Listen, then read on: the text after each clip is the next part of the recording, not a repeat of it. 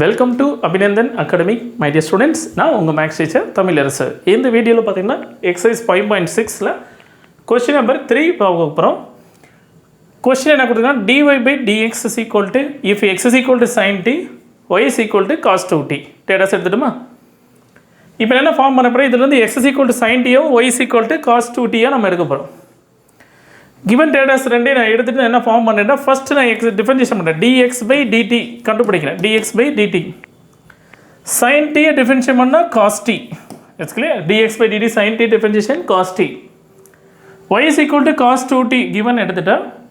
இப்போ நெக்ஸ்ட் என்ன பண்ணேன்னா, dy by dt நான் கண்டுபிடிக்கிறேன். dy by dt find out பண்ணும்போது cos 2t டிஃபரன்ஷியேட் பண்ணுங்க.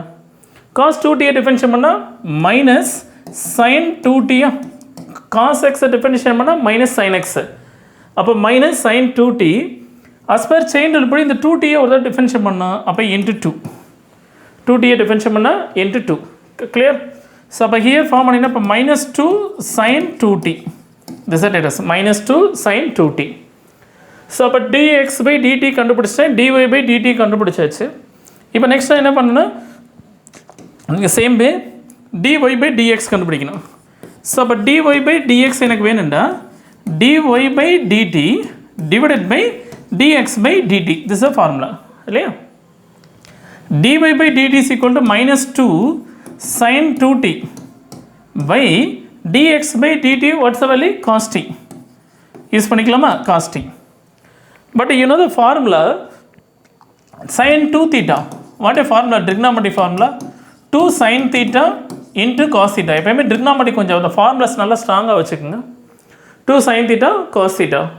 Now you could simplify minus 2 into sin 2t differentiate பண்ணால் 2 sin t into cos t divided by cos t. Is clear? So ஒரு cos t ஒரு cos t cancel. What are remaining? minus 4 sin t. Is clear? Therefore அப்போ dy by dx is equal to minus 4 sin t. Understood ma? Thank you.